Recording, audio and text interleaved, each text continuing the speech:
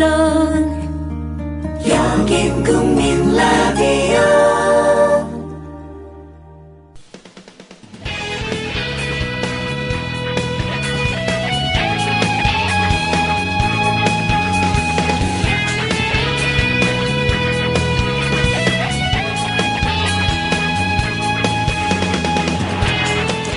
있는 그대로의 자신을 진정 사랑할 수 있는 사람이 다른 이들을 향해 두 팔을 활짝 펼칠 수 있습니다.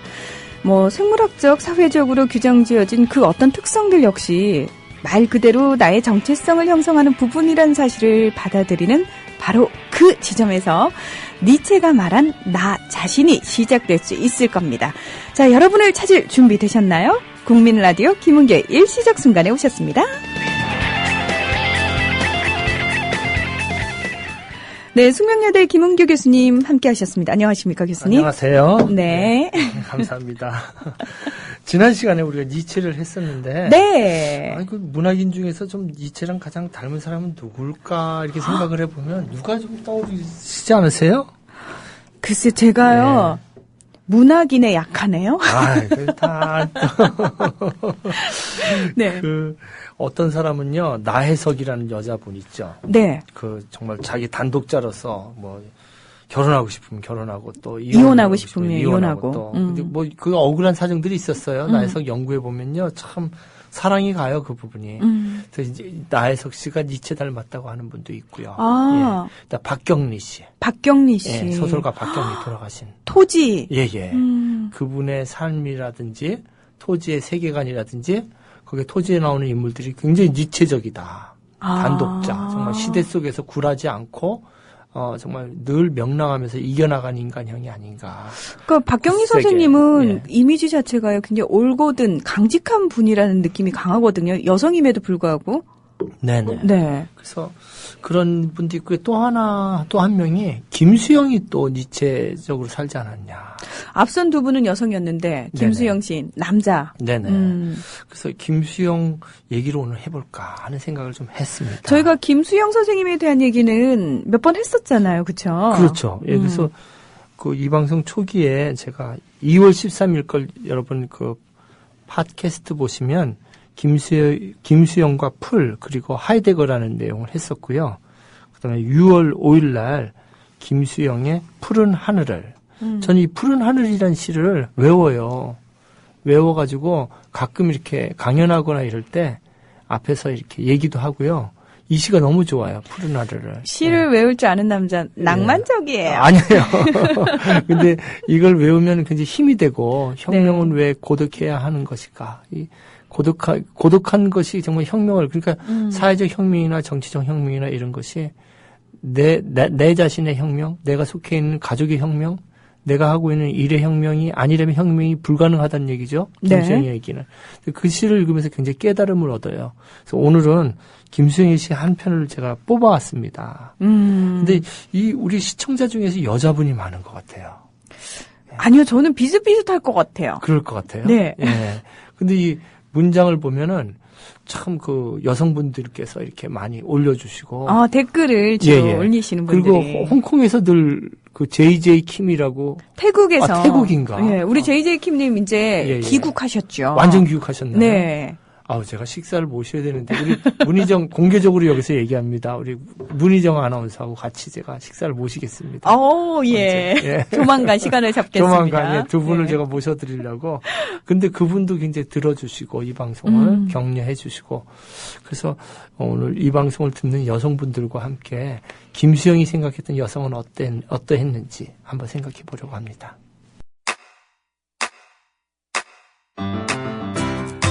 국민 라디오 지지하는 4가지 방법 아시나요? 다운로드하기, 별점 주기, 댓글 달기, 구독하기. 국민 라디오를 보다 많은 이들에게 전할 수 있는 가장 손쉬운 방법. 다운로드하기, 별점 주기, 댓글 달기, 구독하기. 잊지 마세요. 다운로드하기, 별점 주기, 댓글 달기, 구독하기. 네, 여러분께서는 미디어 협동조합 진짜 언론이죠. 국민라디오 김은교의 일시적 순간과 함께하고 계십니다. 네. 오늘은 여성에 대한 이야기를 하시겠다고. 네. 근데요, 교수님. 저 대학교 다닐 때만 해도요. 예. 한창 제일 인기 있었던 학문이 혹시 뭔지 아세요? 뭐였나요? 90년대 초반. 페미니즘이요. 페미니즘. 그렇죠. 예. 그래서 마치 모두가 페미니즘에 경도되지 않으면 시대에 뒤처지는 듯한. 그래서 여성에 대해서 얘기한다? 여자에 대해서 얘기한다라고 하면은 다 페미니즘적인 차원에서 얘기를 하는 거였어요. 페미니스트가 무서워요. 저는 어떤 그 모임에 갔었거든요. 네. 토론자로 갔는데 남자가 2명만 왔고 다 여자였어요. 근데 저는 그거 몰랐어요, 그거를. 이제 귀국해가지고 토론자로 오라고 그래서 이제 갔는데. 네. 그걸 이제 나중에 얘기해보니까 꼴뺨들이 모임들이에요, 꼴뺨. 꼴뺨이요? 골수 페미니스트 모임을 꼴뺨이라고 그러더라고요. 무시무시한 데였어요. 토론 내용이 그냥 막, 왜 결혼하고 사냐, 이혼을 해야 한다. 결혼하고 사는 사람은 뭐 바보인 것처럼 다 그런 건 아니었지만 몇 사람이 그렇게 강력한 분이 계셨어요. 저 되게 오해 많이 받았어요. 혹시 예. 페미니스트냐고. 그래서 저는 예. 페미니스트가 아니거든요. 예. 왜냐하면, 굉장히 진보적인 사상이잖아요, 그분들이. 그렇죠. 예, 예. 저는 그 정도까지 진보적인 삶을 못 살기 때문에 자신이 없어서 아니라고 늘 얘기하거든요. 그런데 이 시가 바로 네. 페미니스트들한테 집중 포화를 받는 시예요. 근데 제가 봐서는 네. 이제 오늘 얘기하겠지만 그게 아니라는 거죠. 이 보면은 이 시를 보고 이제 김수영이 여자를 하대하고 여자를 도구로만 보고 뭐 그랬다는 그 해석을 이 시를 보고 전부 그렇게 해요. 생리적으로 여자를 본다. 아주 그냥 제국주의적 사관이 있고 남성 중심적인 사관이다. 근데 제가 이 시를 봤을 땐 정반대예요. 진짜요? 예, 그래서 시를 읽고 근데 이 시를 지금 갑자기 들으면 좀 힘들 거예요. 그래서 여러분이 인터넷에서 김수영 여자 이렇게 치면 나올 거예요. 아니면 첫 번째 구절 여자란 집중된 동물이다. 이걸 인터넷으로 화면에 띄워놓은 다음에 아니면 이렇게 말씀하면 또 이렇게 드래그해서 올려주시는 분들이 꼭 계시겠죠. 그렇죠. 예, 계십니다. 예, 게시판에 이렇게 제가 얘기하는 동안 시간을 드릴 테니까. 아주 열정적인 우리 청취자분들 계십니다. 네, 김수영 치고 여자 치거나 김수영 여자란 집중된 동물이다. 이 시가 1963년 6월 2일 날 쓴 시거든요. 근데 시대하고도 좀 관련이 있어요. 이거 이제 5.16 쿠데타죠, 지금. 5.16 쿠데타죠? 예. 그거 있은 다음에 2년 후. 그 암담한 자기 좌절적인 상황. 그런 영향도 있고, 이거 나중에 다 얘기하겠지만, 얼마 전에 청문회하면서 어떤 사람은 쿠데타입니까? 아닙니까? 예. 대답을 못 하더라고요. 피할 수 없었던 승명적인 뭐라고 한참 얘기를 하는데. 어이가 없어가지고요. 예. 근데 그 당시에 김수영은 어떤 상처를 받았는지도 이 시에서 간접적으로 드러나요. 여러분들 이제 언제 인터넷으로 올라오기 시작하는 것 같아요. 그래서 게시판에 있고 여러분들 찾으셨으니까 화면을 보시면서 또 인터넷으로 찾으신 분은 여자란 집중된 동물이다. 유명한 구절이죠. 이 시와 함께 한번 우리 문희정 아나운서님의 낭송을 들으면서 감상해 보시겠습니다.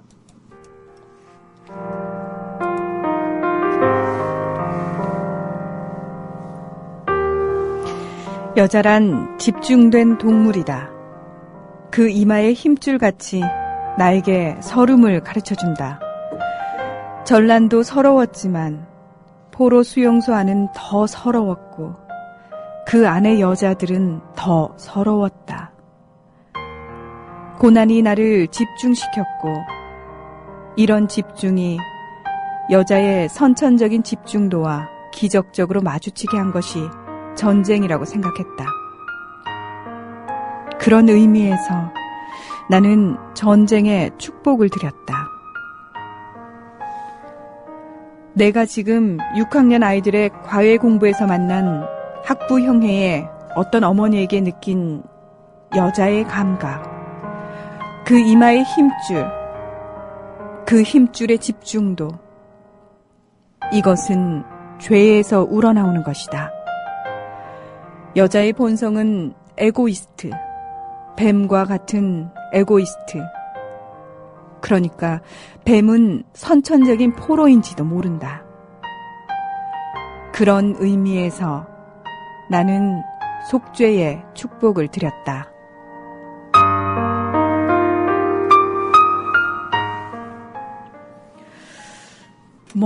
어떤 시들은요, 읽으면서 이렇게 공감이 바로바로 가는 시들이 있는가 하면 어떤 네네. 시들은 말 듯, 알 듯 모를 듯 이런 네네. 느낌을 주는데 지금 이 시가 저는 그 느낌인 것 같아요. 그게 좋은 시죠. 예, 시는 이제 두 개로 나누는데요. 하나는 난해한 거, difficulty.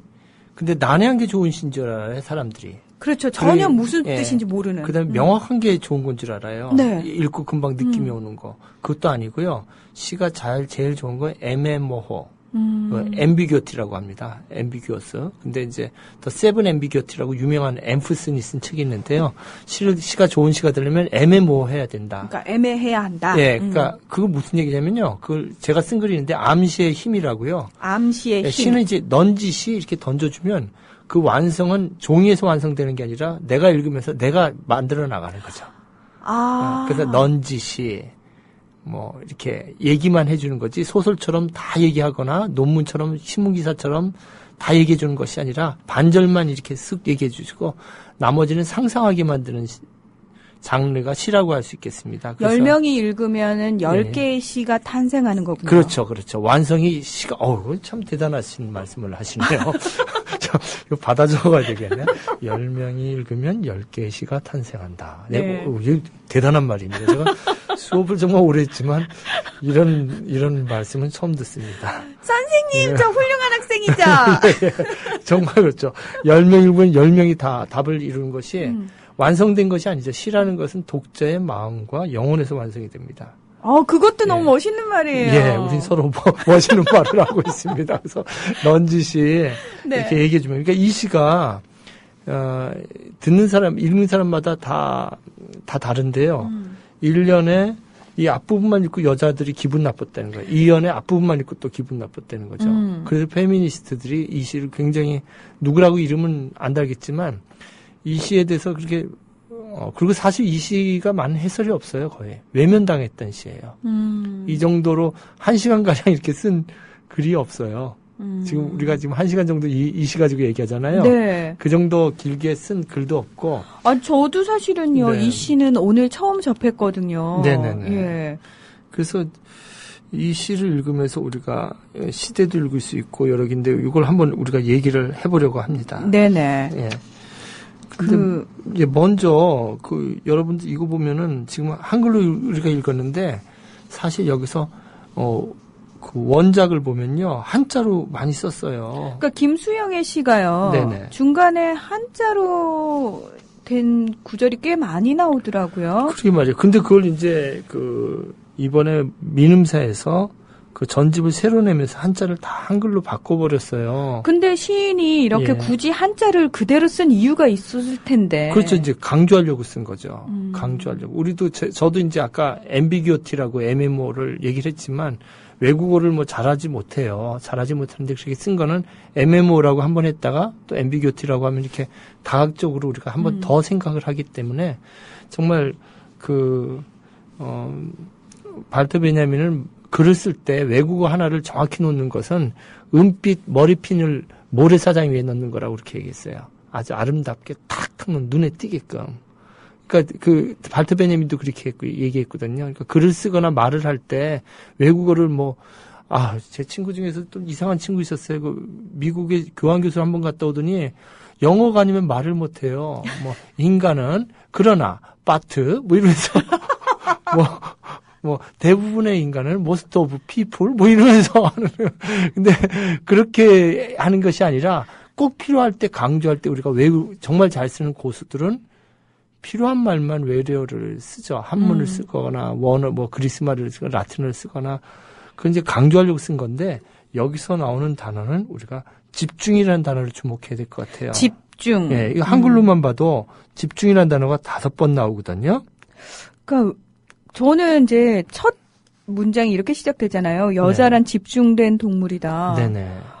이 첫 구절 자체가요. 흥미를 확 유발시키는 게 집중? 뭐가 집중됐다는 의미지? 그러니까 이런. 김수영이 시 작법이 처음에 묘종의 노래라는 거 있는데 이거 보면 묘종은 묘의 정원들 있잖아요. 그러니까 어디 가냐면 김수영이 등단작이 묘종의 노래인데요. 이건 관우 이렇게 관우를 이렇게 전시해 놓은 곳이 있어요. 임진왜란 때 전쟁할 때마다 관우의 신이, 관우 있죠? 삼국. 관우장. 관우장. 그게 막 나타나가지고 길도 인도하고, 그래서 한반도에서 전쟁할 때, 일본하고 싸울 때 많이 이겼대요.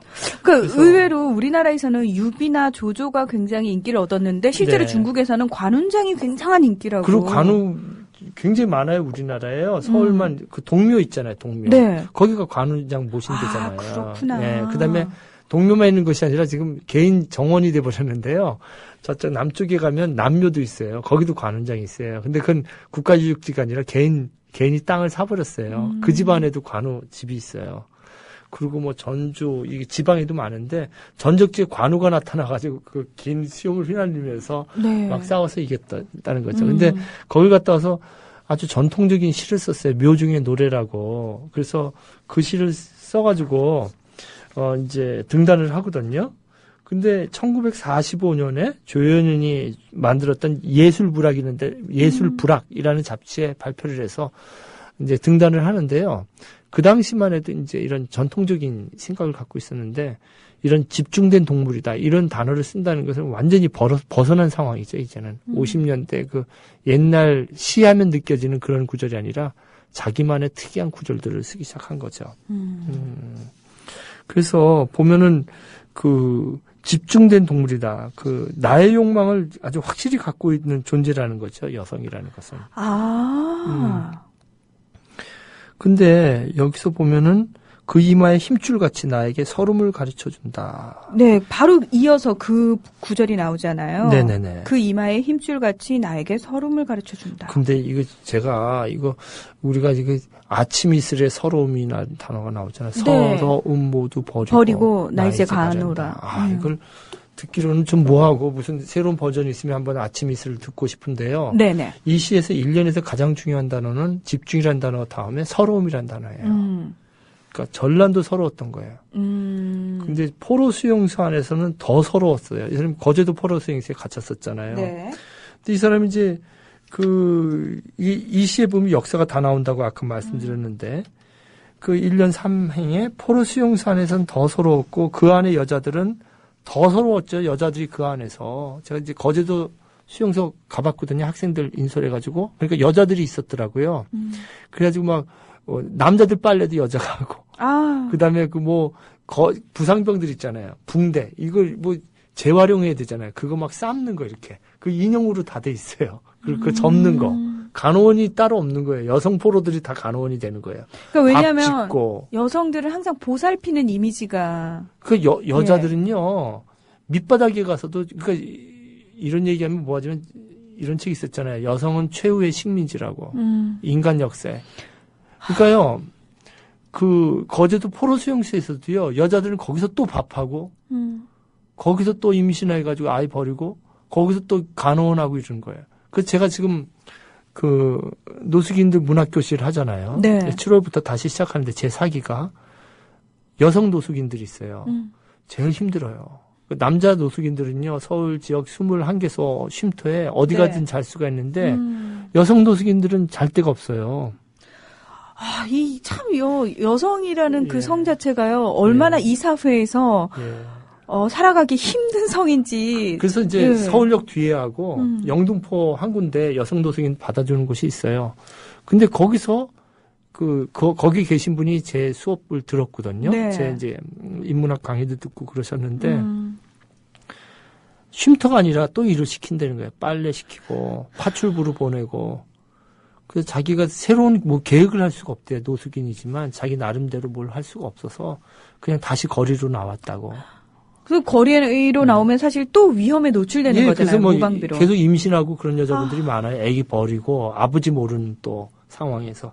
그러니까 이 포로 수용소의 여자들은 어떤 존재였을까요? 참 서러웠죠.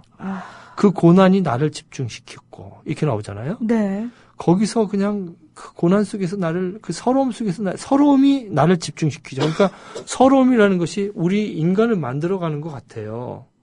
그래서 제가 좀 뽑아봤는데요.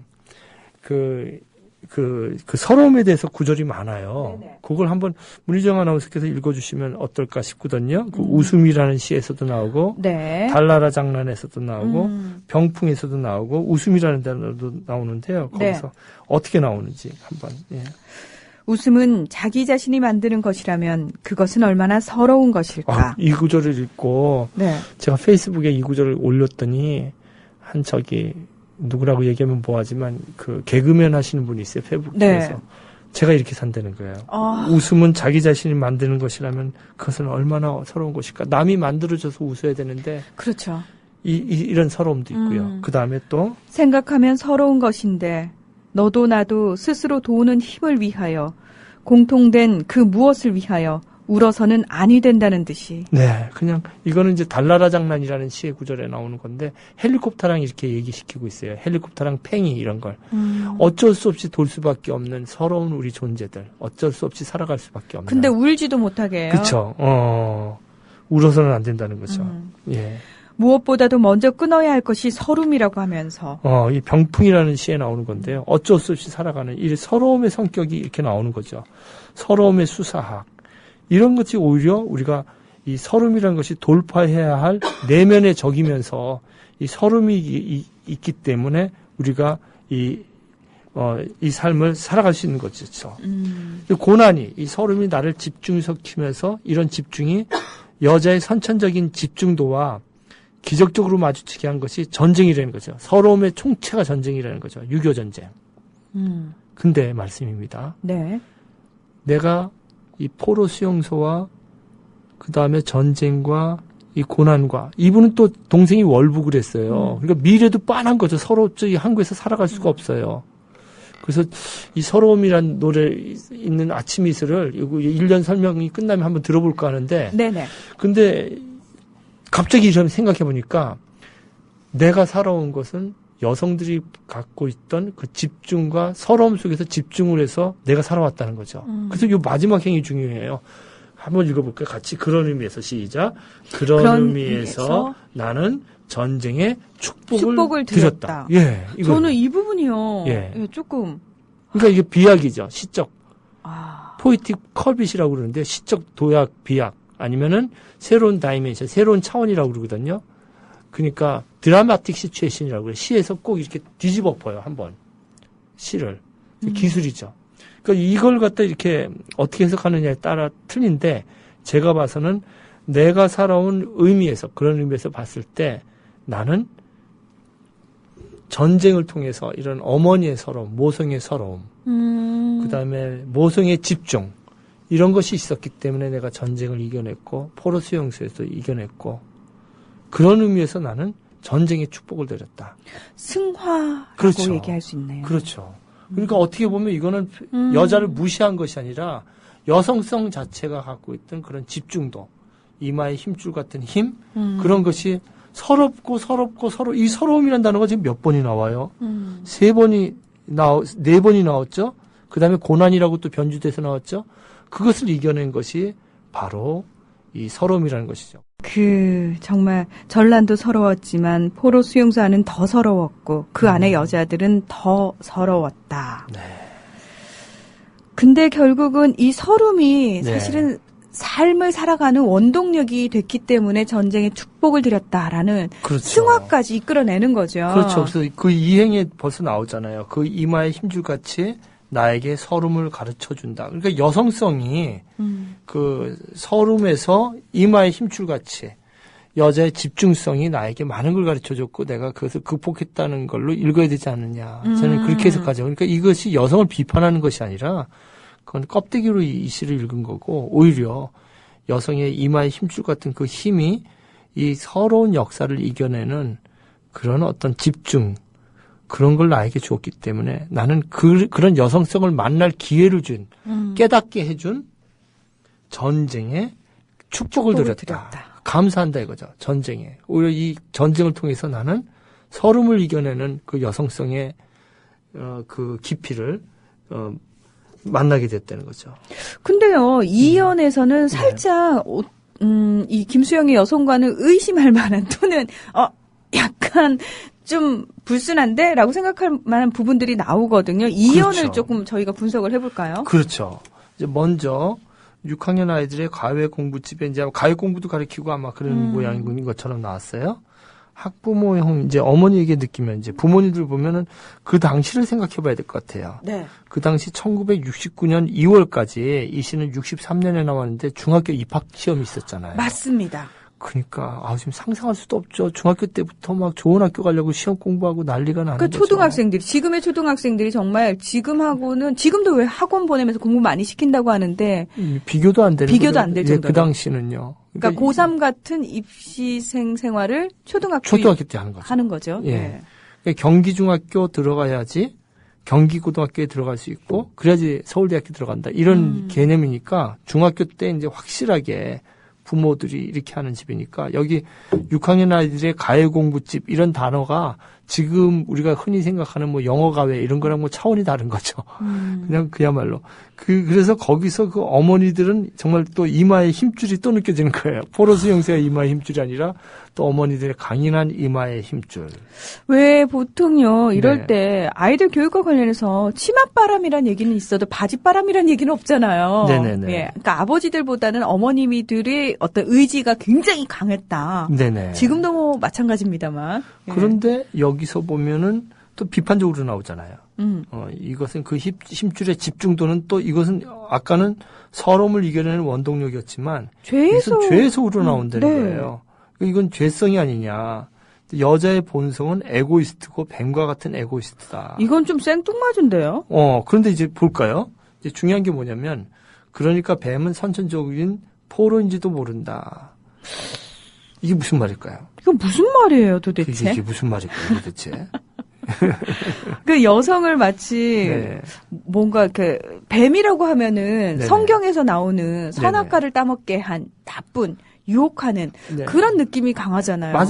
맞아요. 원죄의 상징이죠. 네. 근데 이걸 이제 그러니까 원죄라는 것이 근데 이제 이 기독교를 그 기존에 갖고 있는 주류라고 할 수 있는 그 신학계들이 원죄를 왜곡한 거죠. 그 기독교에서 성경에서 말하는 건 원죄가 있지만 원죄보다 더 큰 건 원복이죠. 인간에게 큰 복을 줬다. 그 오리지널 브레싱이라고 그러는데 오리지널 씬을 막 강조를 하면 할수록 그것이 종교가 타락하게 됐죠. 그래가지고 막 겁을 줘가지고 죄가 있으니까 헌금을 더 내라 해가지고. 그러니까 두려움을 조장해서. 그렇죠. 그게 이제 면죄부 사건 아닙니까? 그렇습니다. 예, 면죄부 사건이고 지금도 그렇죠. 지금도 이제 막 11조를 많이 내야지 된다. 그래야지 뭐 전혀 상관없죠. 예수님이 얘기한 적 단 한 번도 없어요. 11조에 대해서 내야 된다고 얘기한 적은 없어요. 적극적으로. 정말요? 근데 네. 그거 액수에 따라서. 그러니까 그 유대교를 믿는 사람들이죠. 유대교에는 그게 나오는데 바울 서신에 보면 아예 안 나와요. 11조라는. 오히려 받지 않고 바울은 자기가 텐트를 만들면서 폴이라는 사람, 영어로 폴. 자기가 텐트를 만들면서 자기 돈으로 돌아다니고 모자르면 좀 돈을 받곤 했지만 뭐 11조를 걷어라 이런 얘기를 일절 한 적이 없어요. 근데 이제 그 왜곡된 거죠. 근데 어떻게 보면 이제 일반적인 생각에 그 원죄론이 여기 들어가 있어요. 죄를 진 에고이스트다. 근데 네. 여기서 중요한 건 뭐냐면 이 사람이 지금 원죄를 어떻게 보느냐가 먼저 중요하고요. 두 번째는 여성에게만 원죄가 있느냐. 그러니까요. 오히려 내 속에 있는 걸 내가 깨달았다는 거예요. 그러니까 아까는 내 속에 전쟁을 통해서 내 속에 있던 서름의 힘을 집중의 힘을 내가 여성을 통해서 깨달았고 그 원죄 에고이스트적인 면이 여자에만 있는 것이 아니라 내 속에도 있기 때문에 나는 속죄를 드린다는 거예요. 그 한번 이 사람이 썼던 원죄에 대한 그 산문이 원죄라는 산문이 있어요. 이 김수영 선생님의 그걸 이제 음악 배경과 함께 우리 문 선생님 한번 낭송해 주시면 어떨까 싶습니다. 네. 김수영 전집에 나오는 산문 원죄입니다.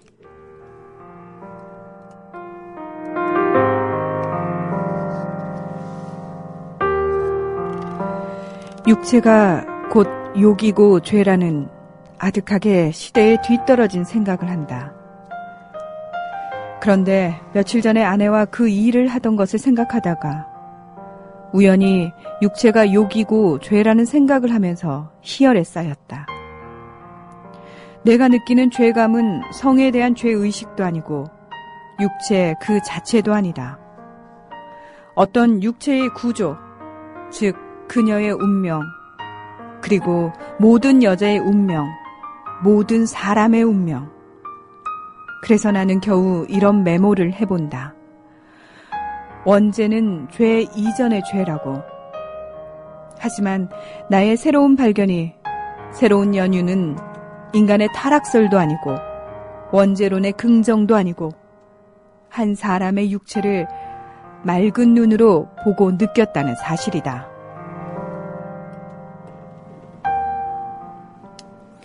네, 이거는 이제 네. 지금 살아계시죠. 그 아내하고 이제 같이 주무시고, 이제 몸을 서로 사랑하고 그랬겠죠. 그리고 이제 보고 거기서 육체를 느낀 것이, 원죄를 느낀 것이 아니라 긍정도 아니고 부정도 아니고 자기는 한 사람의 육체를 맑은 눈으로 보고 느꼈다는 것이죠. 이거예요. 이 사람은, 이분은 원죄나 뭐 원복이게 아니라 그냥 인간 자체로 거기에 자기 어떤 교리에 끝나지 않고 원죄를 부정적이거나 긍정적인 것이 아니라 그냥 운명 자체로 받아들였어요. 그러니까 우리 안에는 죄성도 있고, 그러니까 어떻게 보면은 성악설, 성선설, 그 맹자가 얘기했던 성선설 같은 것도 있고, 성악설도 있고, 이거 자연스럽게 얘기한 거지, 거기에 매일 필요도 없고, 그냥 그것이 우리들의 인간의 숙명이라는 것이죠. 벗어날 수 없는.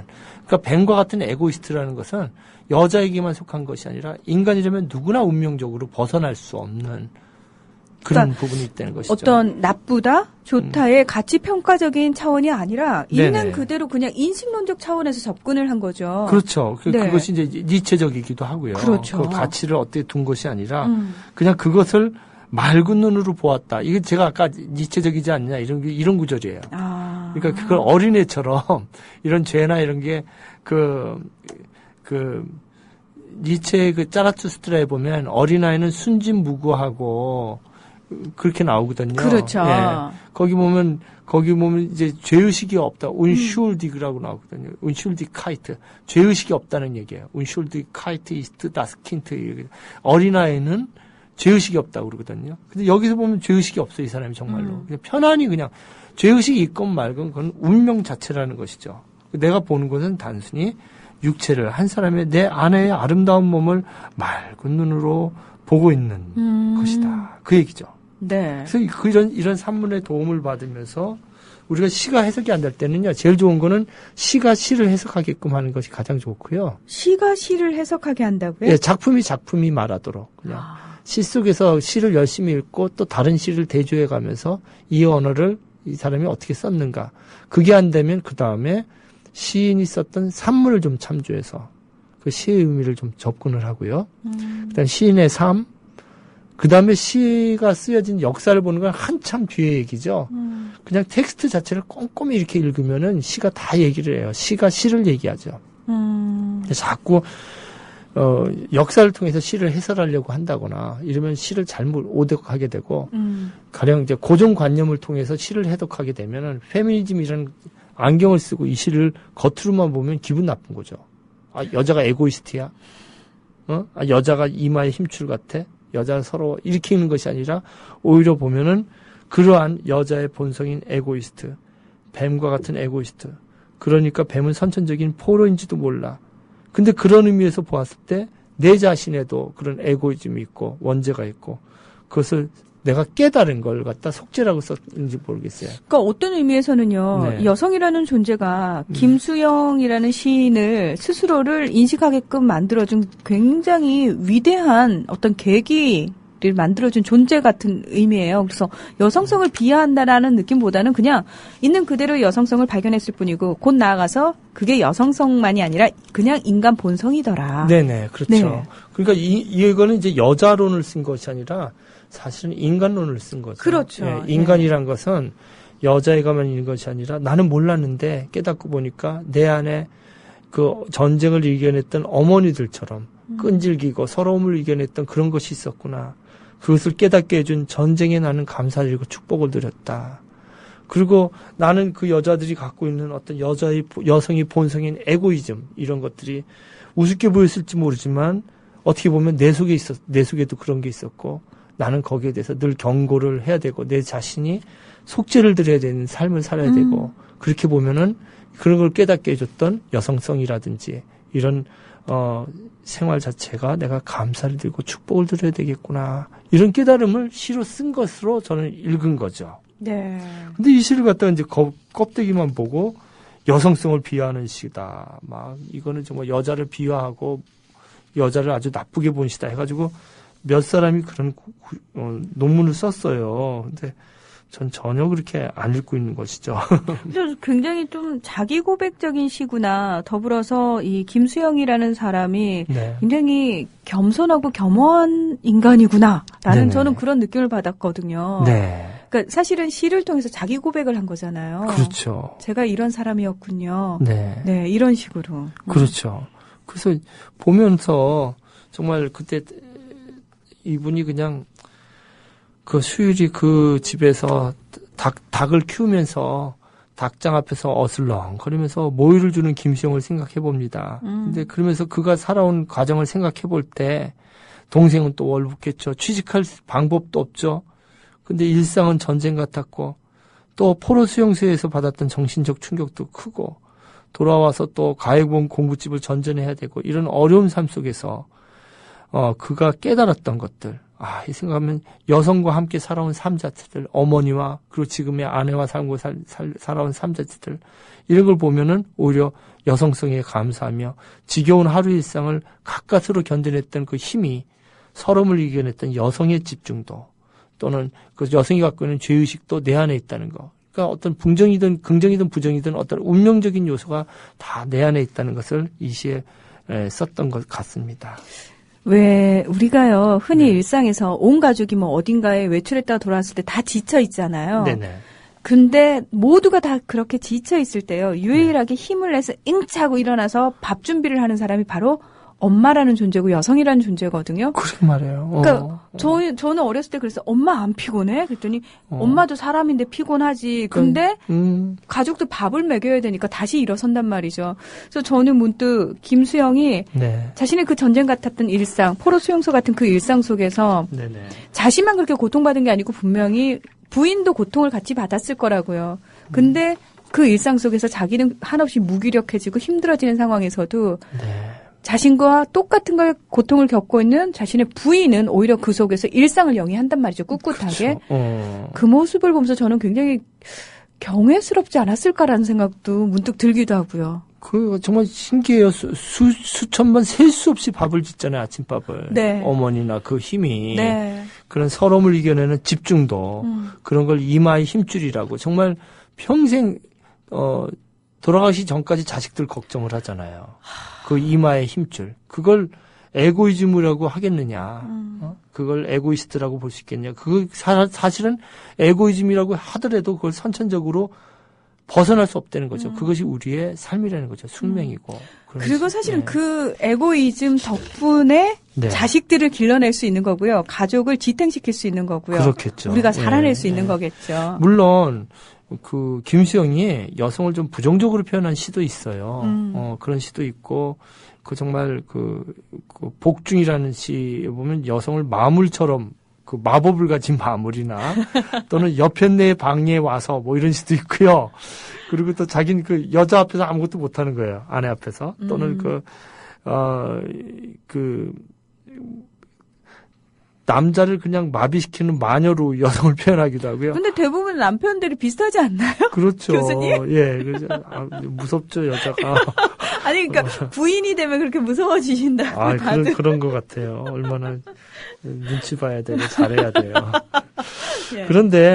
근데 이게 바로 락강이 얘기했던 거거든요. 락강이 얘기했던 게 그 프로이트식의 정신분석학을 락강은 부정했죠. 그러니까 여자만이 갖고 프로이트도 그걸 극복했어요. 제가 말씀드렸지만 히스테리는 여자만 갖고 있다는 논리를 프로이트는 40대에 그걸 부정을 했죠. 태어날 때부터 태출과 떨어지면서 히스테리를 모든 인간을 갖는다고 프로이트는 얘기했지만 역시 그러면서도 그 오이디푸스 컴플렉스를 남자만 갖고 있다든지 이런 식의 의견을 융은 이제 일렉트라 컴플렉스라는 단어를 만들어내고 락강에 이르면은 여성 남성성이 없다는 거예요. 그냥 우리가 얘기했던 아니마 이런 얘기, 아니무스 이런 얘기 융이 얘기잖아요. 근데 락강이 오면은 그 남성성이라는 것 자체도 여성에 있고, 그러니까 여성 남성이 다 있다는 거죠. 남성적인 권력의지. 그걸 팔루스라고 얘기했는데 그 팔루스 자체가 남성이든 여성이든 다 있다고 얘기했던 것이죠. 그래서 그런데 이 김수영이 했던 이 시가 어떻게 보면 락강적으로 충분히 그 시가 가능해요. 락강의 시각에서 이걸 누가 이렇게 얘기하면 또 논문 한 편 나오겠네. 누가 락강으로 분석한 김수영의 여성. 가능하겠는데요? 네, 누가 금방 뭐 박사과정 있으면 금방 쓸 겁니다 아마. 근데 여성에게 감사했던 시가 한 편이 있거든요.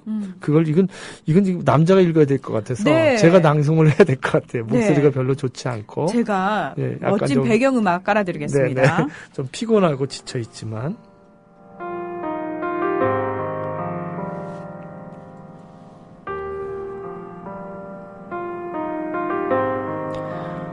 어둠 속에서도 불빛 속에서도 변치 않는 사랑을 배웠다 너로 해서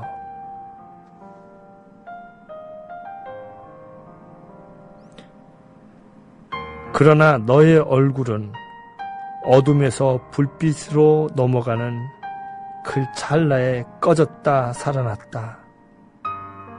너의 얼굴은 그만큼 불안하다.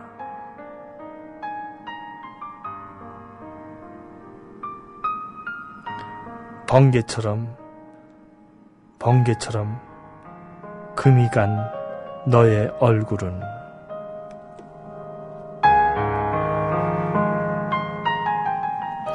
저는 이 첫 번째 연이 너무 좋아요.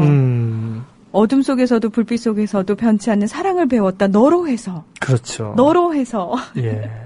이게 이제 김수영의 1960년에 쓴 사랑이란 시거든요. 네. 근데 참 이렇게 힘들 때 이 역사와 또 관련 있는 우리가 시를 읽었죠, 여자라고. 이거 뭐 역사와 관련 없이 김수영의 마음이겠죠.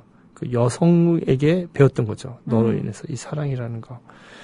정말 그 궁상맞고 정말 힘든 시대 속에서 김수영은 저 사랑스러운 여성성과 더불어 비루한 하루를 이겨냈을 것 같아요. 그냥 닭장에 모이를 주면서 이겨냈을 것 같아요.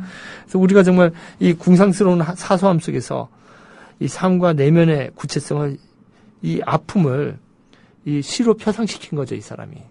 예, 그래서 정말 거대한 헛것들을 거부하고 이 조용히 이 여성성을 마주하면서 자기 자신을 깨닫는 것 같아요. 그래서 이 껍데기를 우리가 속지 않고 알맹이를 만나면서 살아가는 삶, 이런 게 굉장히 중요할 것 같아요. 앙리 브레숑이라고 네네. 사진 작가가 있는데 네. 그 사진전을 보면서 저는 무슨 생각을 했었냐면은 네. 이분이 사진 찍는 게 직업이잖아요. 예. 그 직업을 통해서 이제 종교적인 수행을 했다라는 느낌을 저는 굉장히 강하게 받았는데 네. 김수영의 시를 저희가 몇 편 읽으면서 예. 이분의 마치 그 수행 과정을 보고 있는 듯한 느낌이 드는 거예요. 네. 그러니까 김수영이라는 사람은 시를 씀으로 인해서 수행을 하고 있구나. 마치 그 참선한다고 앉아서 좌선의 자세로 네. 이렇게 벽을 응시하고 있는 것만이 수행이 아니라 예. 시를 통해서 수행을 할 수도 있고 글을 통해서 수행을 할 수도 있구나를 김수영이라는 시인을 통해서 저는 좀 만난 것 같아요. 확인한 것 같고. 아, 그래요? 네. 제가 그런 역할을 좀 심부름을 했다면 정말 영광입니다. 근데 김수영은 사실 그래요. 맨 처음에 그 등장시에서 관우 얘기가 나오는데 네. 그다음에 이제 공자에 가족해서 이제 공자 얘기도 나오고요. 또 이제 중용이 있기도 하고요. 그래서 니체나 하이데거 굉장히 좋아했고요. 그래서 이 사상사를 굉장히 끊임없이 읽었던 분이에요. 그래서 그런 과정이 좀 있었던 것 같아요. 제가 이제 방송 끝나기 전에 네네. 제가 이제 학교에서 세계문학과 철학이라는 수업을 강의해요. 네. 근데 그 방송 페이스북에 올렸더니 그런 수업을 들을 수 있냐고 그걸 얘기해요. 근데 제가 내년에는 그걸 갖다 이제 저희 학교 홈페이지에 올리려고 그래요. 수업을 다 찍거든요. 근데 네. 저희 학교 홈페이지 들어가면요. 그 스노우라고 해가지고 거기 들어가면 수업이 이렇게 찍혀 있는 게 있는데 제 수업이 많이 찍혀 있어요. 근데 거기 보시면 김은교 검색하면 아마 동영상이 제가 수업하는 게 많이 나올 거예요. 근데 네네. 밖에서도 들을 수 있게끔 제가 아트 앤 스터디에서 8월 7일, 8월 14일, 8월 21일, 8월 28일 날 8월 7일 날에는 디아스포라란 무엇인가. 그래서 소포클레스 3부작, 그 오이디푸스부터 클로노스의 오이디푸스까지 강의하고요. 그 데리다의 그 환대에 대하여서 강의하고 두 번째 주에는 8월 14일 날은 백석시에 대해서 강의하고요. 셋째 주 8월 21일 다 이게 목요일인데요. 저녁 7시 반이요. 네. 윤동주 시에 대해서 강의하고 넷째 주 8월 28일에는 제일 한국인 양석일의 디아스포라 문학 해가지고 양석일의 디아스포라 문학을 강의합니다. 이 홍대에 있거든요. 홍대 1번 출구에서 하면 가까워요. 그래서 아테인 스타디라고 검색하시면 나오니까 혹시 관심 있으신 분은 이 문학과 철학의 이야기를 오셔서 들으시면 어떨까 합니다. 디아스포라가 뭔지 살짝 그 개념만 저희한테 맛배기로. 네, 스포라라는 단어는요. 스포라라는 단어는 씨앗을 뿌리다라는 뜻이에요. 네. 그 그리스 말이거든요. 그래서 지금도 쓰는 말이에요. 그래서 이제 디아스포라 그러면은 세상에 막 흩어져 있는 민족을 유대인 디아스포라, 이탈리아 디아스포라. 근데 우리나라도 디아스포라가 강하죠. 그래서 디아스포라 문학 그러면 카프카처럼 유대인처럼 흩어져서 거기서 경계인으로 두 나라 이상 경계인을 경험하면서 살았던 사람을 디아스포라인이라고 그러죠. 그래서 저도 이제 디아스포라 체험을 해서 조금 네. 이제 여기 적응하는 것 같은데요.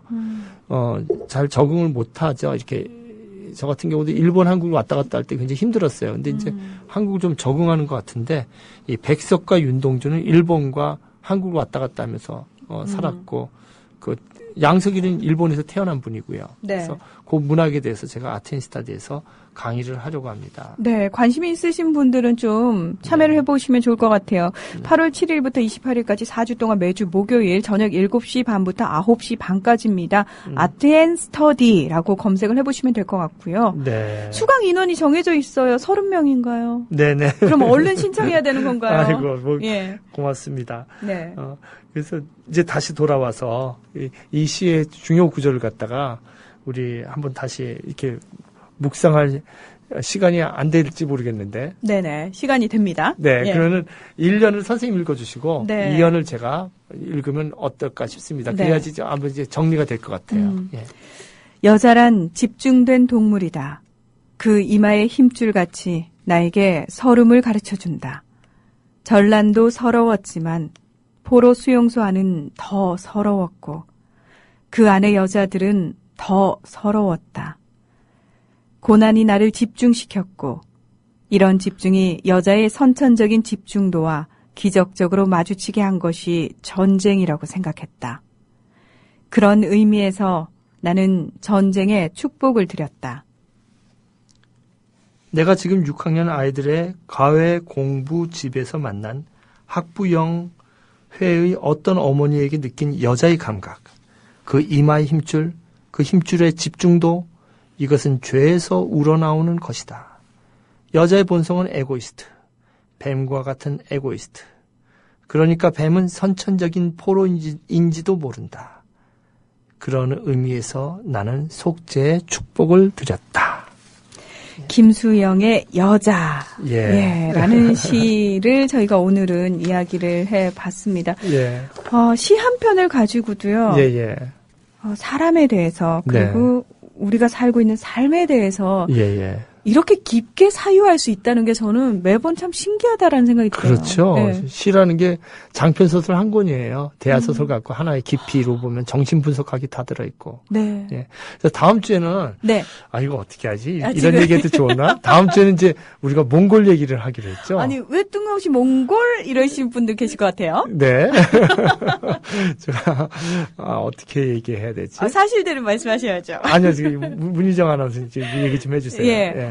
저희가요, 오늘, 지금 녹음 방송이었습니다. 예. 왜냐면 교수님이, 지금 이 순간 어디 계신 거죠? 몽골에 계신 거죠? 아마 지금 고비 사막에 저는 있습니다. 혹시 말을 타고 계실까요? 아마 게르에서 네. 게르에서 생활한대요. 울란바토르. 그러니까 우리가 한몽 작가대회라고 해서 저랑 누가 가시냐면 여러분 아실 거예요. 이시백 소설가, 네. 김형수 소설가, 그다음에 정선태 소설가, 늑대라고 몽골 소설을 썼죠. 그래서 오수연 씨 이라크에 갔었던. 그래서 저랑 해가지고요. 몽골 작가 12명하고 14일 날 이미 떠나 있습니다. 그래서 제 목소리는 지금 여러분 들으시지만 사실 저는 고비 사막에서 전기도 안 나오는 게르에서 양초를 지금 전성태 소설가가 많이 샀대요. 그래서 양초를 태우면서 긴팔도 입고 이러면서 아마 고비 사막에서 낙타를 타고. 그러니까 몽골은 처음 가시는 거죠, 교수님도. 네네. 그래서 저는 기대가 큰데요. 나머지 사람들은 완전히 몽골에 반은 미쳐 있는 분들이고요. 정말요? 네, 뭐 김영수, 이시백 소설가 다 전성태, 몽골에서 셀 수 없이 왔다 갔다 하는 사람들이죠. 10번 이상 왔다 갔다 하는 분들이에요. 그 사실 어떤 의미에서는 우리가 지금 누리고 있는 문명의 이 편리함들과는 좀 단절된 곳이잖아요. 네네네. 저는 사실 그런 곳을 약간 불편해하는 경향이 있거든요. 예. 그래서 좀 기분이 이상한 것 같아요. 제가 이렇게 없는데 여러분들 목소리를 좀 듣고 계십니다. 그런데 이제 몽골에 다녀와서 제가 다음 주 방송에는 그 몽골에 있는 얘기를 좀 재밌는 얘기들을 많이 준비해서 지금 현재 몽골 얘기를 나눠볼까 합니다. 몇 박 며칠 동안 다녀오시는 거죠? 10일입니다. 10일 동안. 예. 14일부터 23일까지 가서 몽골 작가들하고 네. 작품집도 서로 같이 만들고요. 그다음에 저녁마다 우리가 그 재밌는 게 있는데 그거 녹음해서 여기서 풀면 참 좋겠는데 네. 몽골 작가들하고 또 우리끼리 한 10일 동안 우리 작가들끼리 녹음을 해서 실천문학에도 발표가 되고요. 네. 그다음에 작가라는 잡지가 있습니다. 거기도 우리가 대화했던 것들이 인터뷰를 풀어서 실릴 예정입니다. 개간지에. 네. 여기서 다녀오면 그 이야기를 해드리겠습니다. 네. 교수님 건강한 모습으로 즐겁고 행복한 여행 되십시오. 고맙습니다. 네, 지금 저는 몽골에 있습니다. 다음 주에는 또 나오십니다.